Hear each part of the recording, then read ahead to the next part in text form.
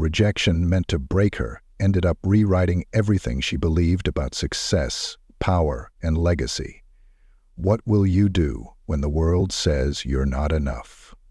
Let us know in the comments section below. Miss Branch, we appreciate your ambition, but the truth is your experience just doesn't meet our current lending standards. Juliette didn't blink. She didn't nod. She didn't frown.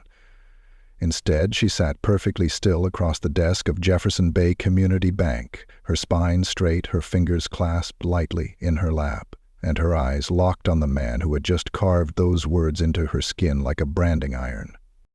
Derek Harlan, branch manager, Yale graduate, third-generation banker, and, judging by the dismissive tone in his voice, a man used to watching dreams dissolve without losing a second of sleep. He leaned back in his leather chair, exhaling as if he had done the hard part. Behind him, an oil painting of the bank's original founder, an old white man with a beard like an old Southern senator, hung heavy on the wall like a shadow. Juliette could feel the weight of it pressing into the back of her neck, even as she refused to look away from Derek's face. I have 8 years of experience in financial strategy, and I've run successful private portfolios for over 30 clients, Juliette said, her voice even, smooth, too dignified to plead. I'm not asking for a handout. I'm offering a return on your investment. Derek folded his hands, index fingers tapping together. Sure, but you've never run a firm. Not one with overhead, payroll, compliance, insurance. There's a big difference between knowing finance and running a financial institution, and, well, say it, she said calmly. You might as well. He smiled like she'd given him permission. This is a high-risk loan, especially for a first-time business owner, and I've got a board that doesn't like risk, especially in this climate. Right, Juliette murmured, reaching for her black folder and standing without another word. Derek cleared his throat. You've got a lot of potential, Juliette. Don't be discouraged. Maybe work under someone for a few more years, build some credibility, then revisit this. Thanks, she said, not smiling. I'll revisit something, just not this. She walked out of his office, heels silent against the carpeted floor, her face a mask of poise. But under her skin, something inside her splintered. Not in a fragile way, in the way dry earth cracks before sprouting something wild. Outside, the lobby was quiet and cold. Glass walls, marble floors, and that strange sterile smell all banks seemed to share. As Juliette walked toward the exit, a woman waiting in line looked up and smiled at her, perhaps assuming Juliette had gotten the loan. Juliette smiled back. Deal with it? She was good at smiling when her soul was on fire. She didn't cry in the car. She didn't scream. She didn't even text her sister like she usually would. Instead, she drove straight to her apartment, a 2-bedroom walk-up in South Atlanta, with a couch that doubled as a therapy chair, and a kitchen table she hadn't eaten at in 3 weeks. She dropped her keys into the dish by the door, pulled off her blazer, and sat at her desk, turning on her laptop without a second's hesitation. She didn't Google alternate banks. She didn't look up funding options.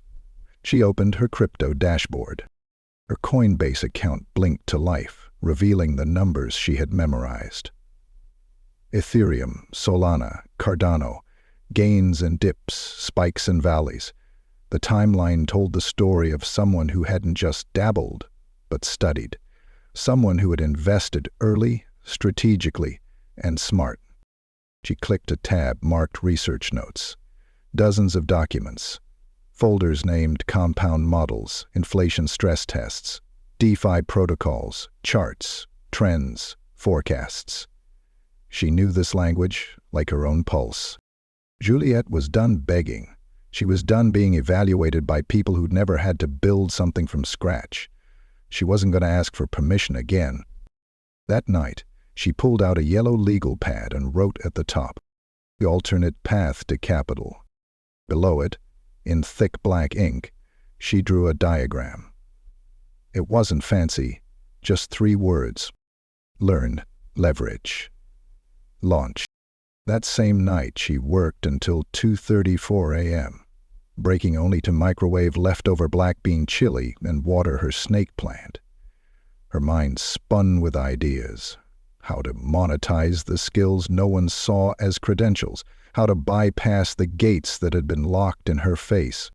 She remembered what her mother once said when she got passed over for a job in college: "Baby, if they won't give you a seat at the table, learn how to build your own and lease theirs when they can't afford it no more." At 2:35 a.m. she smiled for the first time since leaving the bank. By 3 o'clock she had a new plan. It wasn't safe. It wasn't simple. But it was hers. Juliette's apartment started to feel less like a home and more like a war room. Every flat surface was covered with notes around the corner or sticky notes on the refrigerator, spreadsheets on the couch, articles pinned to the corkboard above her desk. The air smelled like peppermint tea, printer toner, and quiet desperation. For the first time in a long time, she didn't feel like she was failing. She felt like she was waking up. She kept her accounting job, though. She didn't speak much there anymore. Numbers didn't gossip or doubt or say things like, "I thought you were opening your own firm." She handled small business audits by day, but at night, Juliette built. Every dollar that didn't go toward rent, groceries, or the internet bill went into digital assets, decentralized startups, or courses. She studied everything from blockchain validator mechanisms to risk hedging through staking pools. When she wasn't reading or trading, she was writing. Cold emails to angel investors, pitch decks for imaginary companies, outlines for fintech platforms that didn't exist yet. Most of them were never sent, but they sharpened her instincts. She watched old videos of venture capital interviews, took notes on how founders spoke, how they told their stories. She practiced her pitch to the walls of her bedroom like they were lined with millionaires. Sometimes she messed up. Sometimes she made herself laugh. Other nights, she'd stare at the ceiling at 4 a.m., wondering if this whole thing was a delusion. Just a prettier way to lose everything. But one thing she never did was stop. Her crypto investments doubled, then tripled, then dipped hard. But she didn't panic. She adjusted. She pivoted her portfolio toward yield farming, split between conservative blue-chip tokens and aggressive up-and-comers. She started minting NFTs for financial literacy tools. It sounded ridiculous to her old colleagues, but they weren't the ones getting 800 downloads a week from teachers, parents, and community nonprofits. Her phone began ringing at odd hours. A friend of a friend wanted her advice. A cousin of a neighbor's boss had a question about wallet security. One of her old clients offered to pay her just to explain the difference between proof of work and proof of stake in plain English. "Why don't you just teach this stuff?" her best friend Mel had asked one night over video chat. "You make it sound like candy, like it's something we're all supposed to already know." Juliette had paused, then said, "Maybe we are." From that seed, a new idea began to bloom. She started a Substack newsletter under the name Branching Out, Wealth Without Permission. The first issue had 12 subscribers, mostly friends, but the second had 37. By the 5th issue, a local radio host DM'd her, asking if she'd come talk about generational wealth strategies for the Black community. She wasn't famous, she wasn't viral. She was real, relatable, sharp without being smug, clear without being condescending. Each post ended with the same line: "This knowledge was never meant to be locked behind glass doors. Let's break them together." People started to believe her. Even her landlord, Mr. Reese, a man who normally only talked about trash day and water bills, knocked on her door one morning, holding a folded copy of her newsletter he'd printed at the library. He asked her to explain stablecoin farming, because he kept hearing his nephew talk about it and felt stupid. That night she cried. not out of sadness, not even joy, but because she realized, for the first time in her life, people were listening to her without needing a white man to validate her first. But success wasn't linear. It never is. The newsletter plateaued. An NFT project she backed collapsed overnight due to a rug pull scandal. A potential sponsor ghosted her after asking for a full proposal, branding kit, and traffic reports. The grind started to bleed into her body. She had headaches, skipped meals, forgot to sleep. One Saturday, she passed out in the shower from dehydration. When she came to, lying on her cold bathroom tiles, wrapped in a towel, she thought about her father. How he had worked himself to death driving city buses, never once asking anyone for help. How he had always said, "We don't get to stop, Jules, we just keep going until something changes, or we change it." Juliette didn't get back up that night. But the next morning she did, slowly. Aching, she made a green smoothie, took a long walk, then went right back to her laptop. Because if nobody was going to open the door, she'd have to build the damn house. 3 weeks later, an anonymous Ethereum whale sent a tip to her wallet after reading her piece on racial wealth gaps and token-based lending models. The tip was worth $25,000, 0 cents. At first, she thought it was a mistake. Then came the email. Your breakdown on distributed lending in underserved communities was brilliant. Use this wisely. Build something real. The world needs more minds like yours. 0x Griffin. She stared at her screen for a long time after that. Then she moved. She filed the LLC paperwork the next day. Branch Capital Group. Tagline, access is equity. She didn't call the bank back. She didn't email Derek. She didn't even walk near that building anymore. Instead, she rented a co-working space in Midtown, bought a second-hand espresso machine from a dentist's office liquidation, and printed business cards with a matte finish and a gold foil tree logo. She wasn't just chasing funding anymore. She was becoming the funding. And deep in her bones, she knew this was only the beginning. Juliette sat on the 46th floor of a high-rise conference suite, overlooking a city that once ignored her. She wasn't a guest this time. She wasn't waiting for someone else to say yes. She had booked the room herself. The chairs were hers. The table was hers. The portfolio sitting on the polished surface, every document inside was written, revised, and approved by her own hand. No bank, no boardroom whispering behind closed doors, no more gatekeepers. Across from her sat 3 people, 2 women and a man. Representatives from a private venture group called Emberlight. They specialized in minority-led fintech ventures. Juliette knew every stat about them, their portfolio, their preferences, their caution. She'd spent the past 2 weeks studying the way they conducted due diligence, and now, as they flipped through her pitch deck in silence, she watched for every flicker of their eyes. You mentioned in your executive summary that this wouldn't be a traditional lending institution, one of the women said, adjusting her glasses. Could you elaborate? Juliette's voice was calm. Not because she wasn't nervous, but because she knew this was the part no one could touch. This was the part built from blood and memory. Traditional banks assess risk based on outdated credit scoring systems and legacy financial behavior.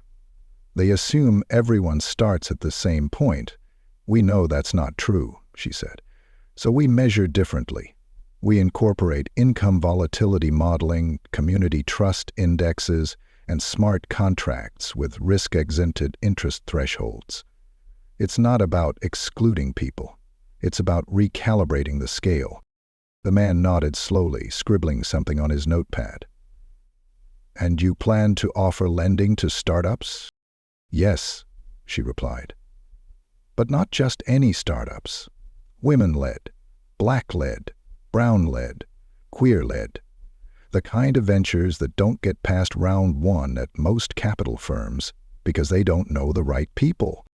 The room fell quiet for a moment. Not hostile, just weighty. Then the woman in the middle smiled.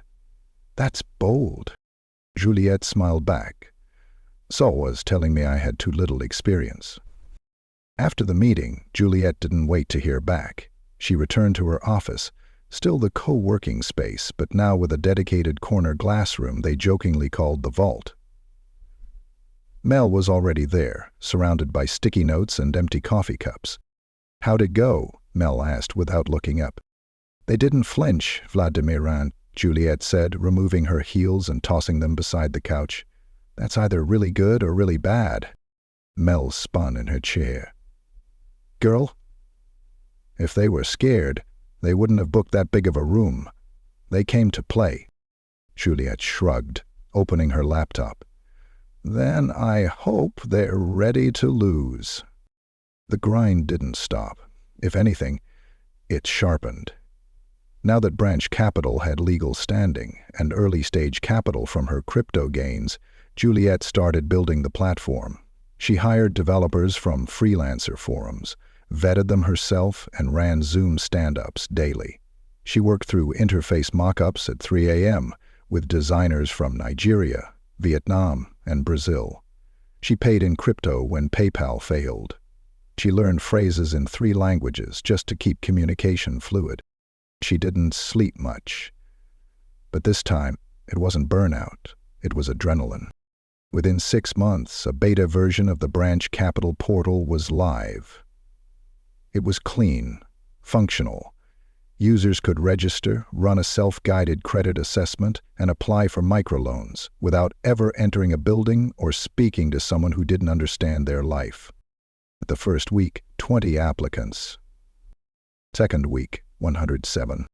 Third week, they had to hire 2 additional moderators to manage the review pipeline. The stories broke her heart and lit her fire all at once. A Dominican woman in Queens who built a candle company from her kitchen and needed $3,000, 0 cents for scaling. A disabled single father from Mississippi who wanted to start a bookkeeping side hustle but had been denied loans 6 times.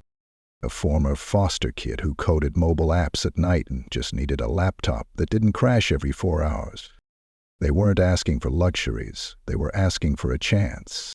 And for the first time, Juliette could say yes. She didn't talk about the bank that had rejected her, not publicly, but everyone in her circle knew. They remembered. And so did she. So when the call finally came from Embolite, it was almost anticlimactic. "We're in," the voice said. $3 million in seed capital. Full control remains yours." Juliette stared at her phone for a full 10 seconds before responding. "Thank you," she said quietly. "You won't regret this." She hung up, walked into the co-working space kitchen, and made tea with trembling hands. She didn't scream, didn't dance. She just sat down across from Mel and whispered, "We're funded." Mel blinked, then grinned. "Say it louder." "We are funded." They both started laughing. Not the loud, wild kind of laugh. The kind that comes from knowing you survived something that should have ended you. The kind that tastes like thunder and triumph. Later that week, Juliette received an invitation to a private event hosted by the Atlanta Business Forum, a showcase for up-and-coming financial leaders in the South. She was listed as a featured guest. Not a +1, not a panel filler. Her name, Juliette Branch, was printed beside words she used to say in the mirror just to believe them. Founder, CEO, financial innovator. The event was held downtown. Champagne, velvet ropes, city officials. A place she'd once been too intimidated to enter. She walked through the lobby like she owned it, because in her mind she did, not the marble or the chandeliers, but the presence. The right to be there. Across the room, her eyes landed on a familiar face. Derek Harlan. His hair was shorter now, a little gray near the temples, still clean cut, still in a navy suit, still sipping something neat in a glass that cost more than lunch for a week. He turned, caught her eye, froze. She smiled. He approached cautiously, like someone unsure if the bridge still held. "Juliette," he said, voice guarded. "It's been a while." "Almost 3 years," she said evenly. "Didn't realize you still tracked time." Derek cleared his throat. "Saw your name in Forbes South. You've built something impressive." "I've built it after you told me I couldn't." His face twitched. Juliette didn't wait for more. She leaned in just slightly, not unkind, just clear. "Next time a black woman walks into your office with a solid plan, try listening before labeling." Then she walked away, her heels echoing like punctuation marks. And for the first time in her life, Juliette didn't look back. Juliette stood at the corner of Northside and Auburn Avenue, watching the workers lift the final pane of glass into place. The letters were bold and clean against the sleek exterior, stamped in gold above the doors. Branch, Capital Bank, not fintech, not lending group, not platform. A real, state-chartered financial institution. The kind that had once denied her with a smile and a shrug. This wasn't just a launch, this was the arrival. Juliette wore navy today, not to blend in, but to declare something. Authority. Permanence. Her curls were pulled back into a soft bun, gold studs at her ears and her mother's old watch on her wrist. It didn't even tell time anymore, but it didn't have to. It had witnessed enough of it. Inside, the lobby was finished. Bright oak walls, local art curated by high school students, and a coffee bar that doubled as a job hub for formerly incarcerated women. The teller counters had no glass barriers, just soft lighting and plenty of room for conversations. Her staff were mostly people like her, like the clients they served. Black, brown, immigrant, young mothers, second chancer, people whose resumes got shredded by algorithms, but whose lives held more experience than any business school case study. The vault, yes, it was real, state-of-the-art. But what mattered most wasn't what it held. It was what it represented. Juliette walked to her office, past the engraved plaque at the entrance, in memory of James and Pauline Branch, who taught their daughter that dignity is non-negotiable. Her chair was still wrapped in plastic. She pulled it off, sat down, and allowed herself exactly 60 seconds to take it in. The desk, the skyline view, the stillness. Then she pulled out her phone and opened the press invite list. CNN Business, Essence, the Atlanta Tribune, even Forbes was sending a junior writer. The grand opening was in 6 days. The ribbon cutting would be streamed live on 3 local channels, but for Juliette, the moment was already complete. The irony wasn't lost on her. The bank she had bought out months ago, the one that originally denied her, Jefferson Bay Community Bank, it now operated as a subsidiary under Branch Capital. Same walls, different mission, new staff. The old board dissolved. Derek had stepped down quietly, offering some corporate excuse about pursuing new opportunities. Juliette didn't dance on his professional grave. She didn't need to. The building did that for her now, every time someone walked in and wasn't asked to prove they belonged. Mel stepped into the office without knocking, a huge iced latte in one hand and a tablet in the other.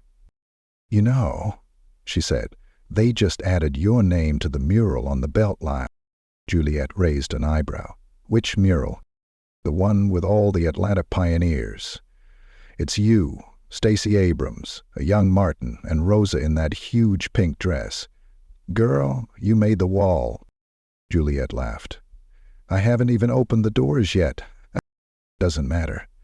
You already cracked them wide open." They sat in silence for a moment, looking out at the city. Juliette had grown up not far from here. She remembered taking 2 buses to get to her internship downtown, getting side-eyed at elevators, watching men who'd skipped through life on safety nets throw her words back at her like confetti. Useless, decorative, and temporary. Now she was the one holding the confetti cannon. Her phone buzzed. She glanced down. A notification from the Branch Capital mobile app. New account created. Owner, Amony Fields. Loan approved. $4,500.00. Use. Purchase commercial bakery equipment. She tapped to view the application. Amani was 26, from Savannah, and had started a cottage business selling peach cobbler pies from her grandmother's recipe. No credit score, no collateral, just consistency, a 93% customer return rate, and receipts that painted a clearer picture than any FICO number ever could. Juliette smiled. Hit approve. That was what this place was for. At noon, she held a staff huddle in the main lobby. Everyone gathered near the open staircase, tellers, admins, the compliance officer, even the janitor team. Juliette didn't have a written speech. She didn't need one. All of you were chosen for a reason, she began. Not just because you're qualified, but because you see what the world too often doesn't. You see people. You see worth. And now they'll see us. People claps, a few nods, but more than anything, a collective breath, like a room full of people realizing they weren't fighting alone anymore. After the huddle, Juliette walked out to the sidewalk, where a small group of neighborhood kids had gathered around the window. They were pointing at the digital art display. Animations showing little vignettes of entrepreneurship. A food truck owner handing over keys to his niece. A fashion student launching a brand out of her dorm. A dad fixing bikes in his driveway. One girl, no older than 10, looked up at Juliette. Is this your building? Juliette kneeled so they were eye level. It's ours. The girl squinted. Do y'all have snacks in there? Juliette laughed. We will. Come back Saturday. First 100 kids get free ice cream and a STEM workbook. The girl smiled, wide and gap-toothed. Okay, but I want the cookies and cream one, and my brother needs a job. Juliette nodded. Bring him too. We got room. That night, Juliette sat on the rooftop garden. It wasn't finished yet, just a few potted herbs and some string lights. But it was enough. The city pulsed below. A heartbeat she now moved in rhythm with. She pulled out her tablet and scrolled through a draft feature for Forbes. The headline read, Rejected for a business loan with too little experience. Now the bank sits in her portfolio. Juliette stared at it for a long moment, then clicked approve on the photo they'd chosen. It wasn't the glossy headshot she'd taken last year. It was a candid, ferocious image. Her standing outside the bank, laughing with Mel, sunlight catching her hair, confidence written across her face like scripture. She turned off the tablet and leaned back. The world hadn't given her a crown. She'd built it. Piece by piece, from rejection and grit, from memory and hope.